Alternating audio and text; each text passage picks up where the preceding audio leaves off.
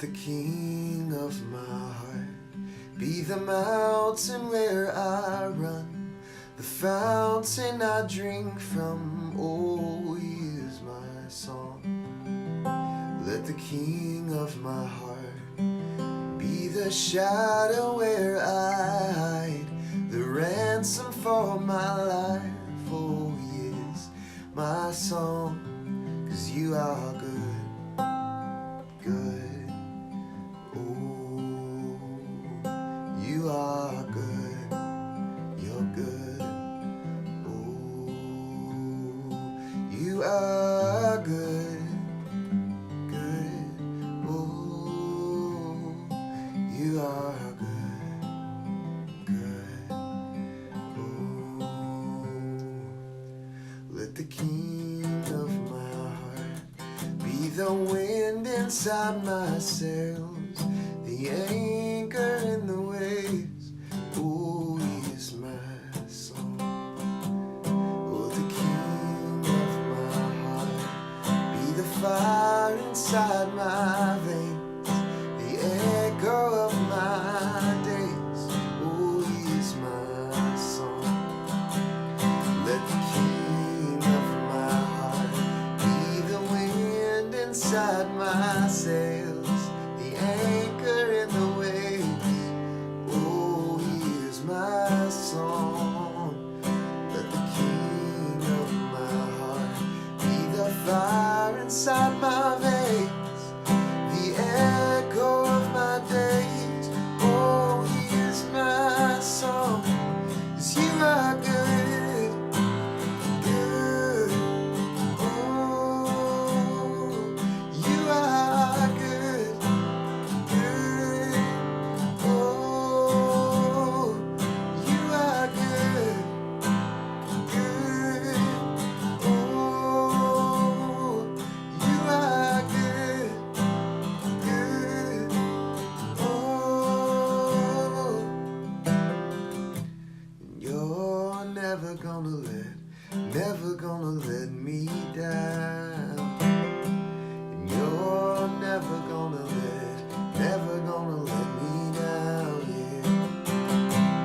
You're never gonna let me down, yeah. You're never gonna let me down. You are good, good.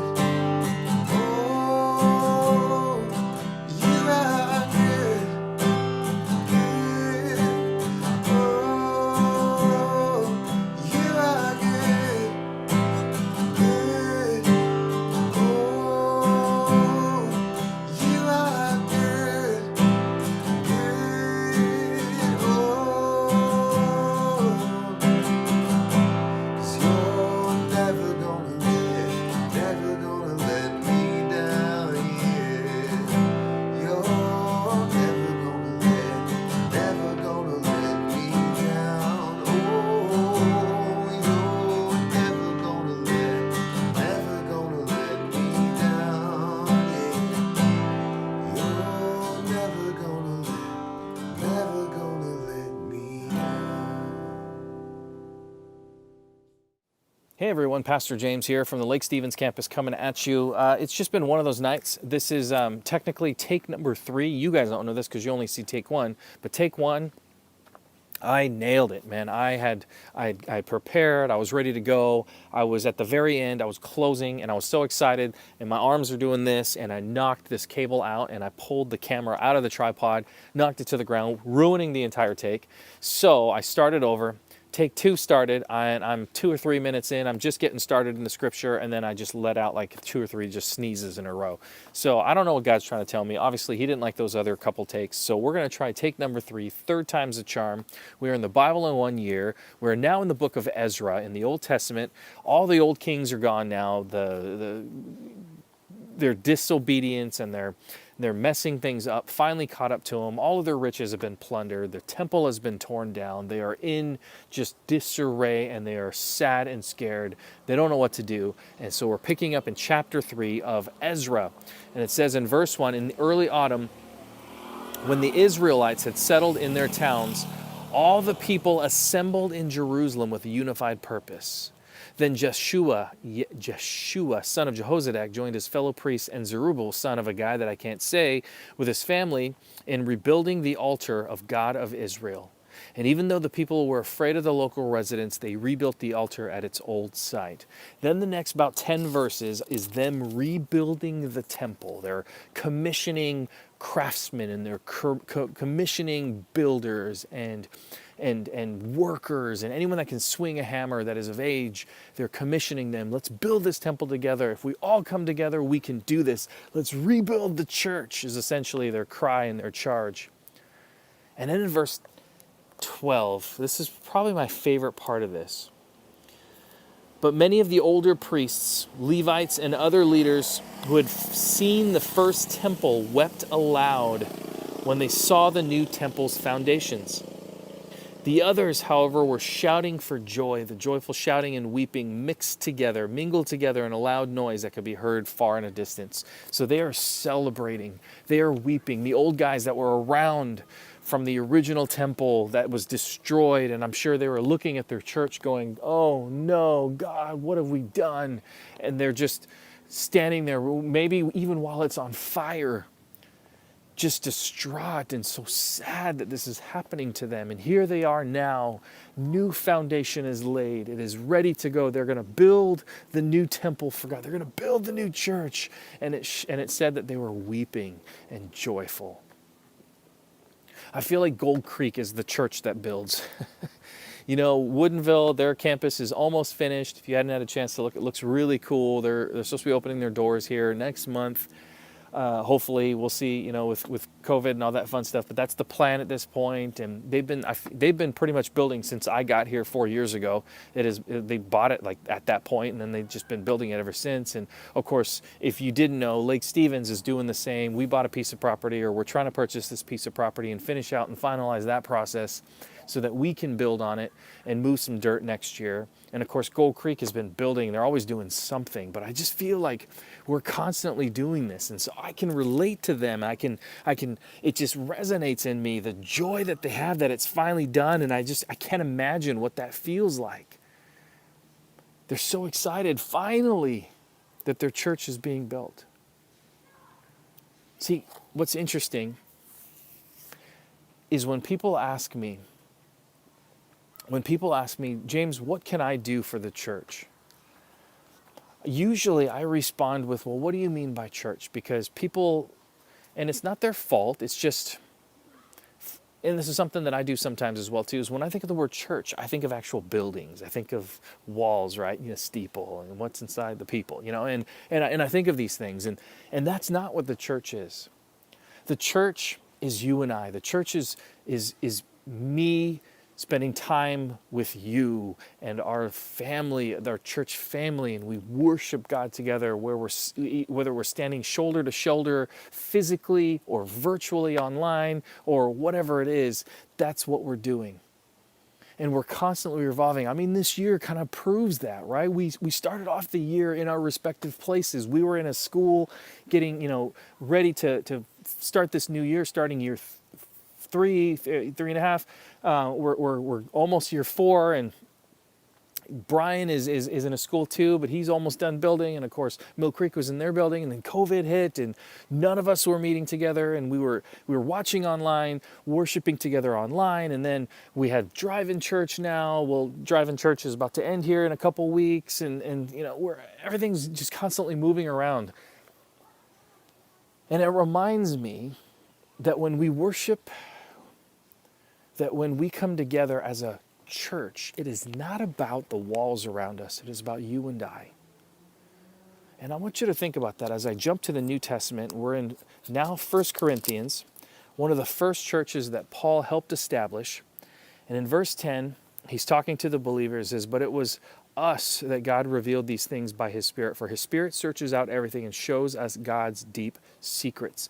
No one can know a person's thoughts except that person's own spirit, and no one can know God's thoughts except God's own Spirit. And we have received God's Spirit, not the world's, so that we can know the wonderful things that God has freely given us. When we tell you these things, we do not use words that come from human wisdom. Instead, we speak words given to us by the Spirit, using the Spirit's words to explain spiritual truth. I love this because Paul is explaining a spiritually foundational statement to you and I that I don't think we always pick up on. And here's what I mean. I told you to put on the shelf for a second the idea that we are a church together, that a collection of hearts and souls is a church, not buildings. Because the reality is if every building in this world was taken over by some crazy termite infection and there was not one building left in the world, we can still have church outside, under the stars, under the sky, just you and I. And people ask me, how can I help build what can I do for the church? And my response typically is, well, you're not going to like this, but you need to share who Jesus is in your life. Who is God to you? And not share it with me because, that's great that you want to share with me, but with people in your life, your neighbors, your coworkers, your family members, your classmates that don't know who God is. You need to share with them the story of Jesus. That's how you build a church. That's how you build the church. That's how you build God's church. He is not concerned with drywall and studs and steel beams. He is concerned with the souls and the people that walk into those buildings. And if they experience Him outside of those buildings, that is just as powerful as if they experience Him inside those buildings. And so this is the key right here. Because people will respond back to me, I don't know what to say, James. When you tell me to share my faith, I don't know what to say. Let me tell you. It says right here in verse 13. When we tell you these things, we do not use words that come from human wisdom. Instead, we speak words given to us by the Spirit, using the Spirit's words to explain spiritual truth. When it comes time for you, when you decide to put yourself out there and to tap your shoulder of your friend, your coworker, your family member, and say, can I share with you why I go to church? Just real quick, can I just tell you why I do what I do? It says right here that God's words will come out of you if you let it. Obviously, you can always stand in the way of what God's doing. But if you come with an open heart and an open spirit and an open mind, and you come to them humbled, not ready to smack them in the face with this, but humbled, can I just share with you why? The why of what I do, of the why of why I worship. Can I just share with you that? I believe that God takes those words that you say, they are His words, and they reach out to Him. He is just waiting for us to come first and saying, God, I don't know what you're going to do, but I'm just going to make myself available. And I believe God uses that moment and He speaks into them. And sometimes they respond immediately. And sometimes they don't respond at all that you think of because the seed is being planted and it needs time to take root and grow. And it might be the 4th or 5th or 20th time that you share your story that it finally hits. Or maybe it's not even going to be you. You planted the seed, but there'll be someone else that will harvest, that it grows inside of them and they come up and they share their story and something happens. Or maybe they need to experience something in their life where the light bulb goes off in their head and it just finally clicks and they think, oh, I get it. I get why you said what you said. And God is just waiting for you to do that. And so my encouragement to you today, as I close this out, is build the church. Build the church with your life. Build the church with your obedience. Build the church with your willingness to put yourself out there and allow God to use you and to tell your story to the person in front of you. That is what we can do together. No matter if it's online, no matter if it's over Zoom, over physically, writing letters, what are those, right? To our neighbors, whatever it is. God can use all those. So my encouragement to you is find a way today to build the church. Put yourself out there. Hopefully you guys have a great day, and I'll see you guys next time.